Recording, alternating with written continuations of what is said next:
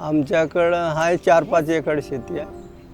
आता ह्या एक आमचा तुकडा आहे 2 एकराचा, याच्यात आमचं शिंगाड्याचं उत्पन्न आहे अर्ध्या एकरात, आणि 1.5 एकरात कापूस आहे, तुरी आहे।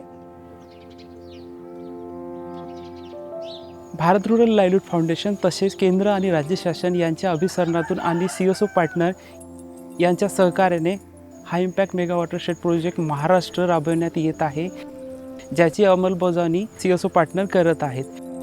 आपण शेततळे, बोडी आणि विहिरी यासारख्या पाणी साठा वाढवणारे संसाधनं शेतकऱ्यांना उपलब्ध करू देतो, ज्यामुळे शेतकरी वर्षभर वेगवेगळी पिके घेऊ शकतो।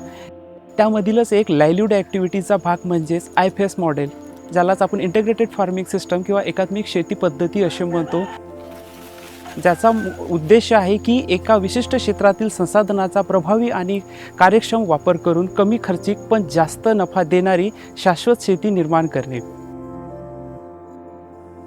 शिंगाड्याचं उत्पन्न 75,000 आम्हाला मिळत आहे। आमचे शिंगाडे ठोक व्यापारी येतात आणि घेऊन जातात। आमचं कोणची दवाई मारायची, का मारायचं हे सांगून जातात। आम्ही पराठीले निमोनी अर्क और शिंगाड्याले निमोनी अर्क मारतो।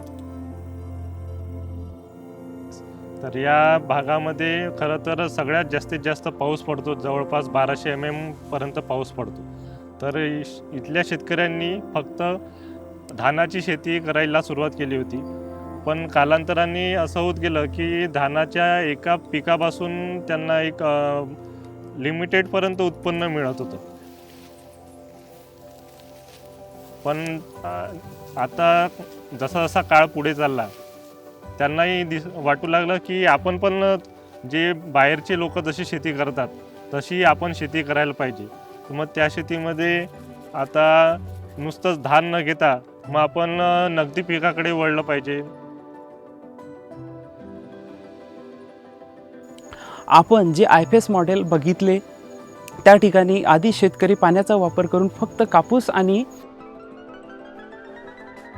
आता तो शेतकरी आपल्या शेतामध्ये मल्टीलेयर ॲक्टिव्हिटी जसे की बोडी आधारित शिंगाळा, मासोळी आणि मंडप शेती, ज्याला आपण वेलवर्गीय शेती म्हणतो, त्यामध्ये वाल, कारली आणि काकडी घेत आहे आणि त्याचसोबत भाजीपाला घेतो आहे। त्यासोबतच तूर, हळद, सीताफळ आणि केळी या प्रकारच्या मल्टीलेयर ॲक्टिव्हिटी घेऊन शेतकरी वर्षाला 1.75 लाख म्हणजे 1,75,000 इतके उत्पन्न घेऊ शकत आहे।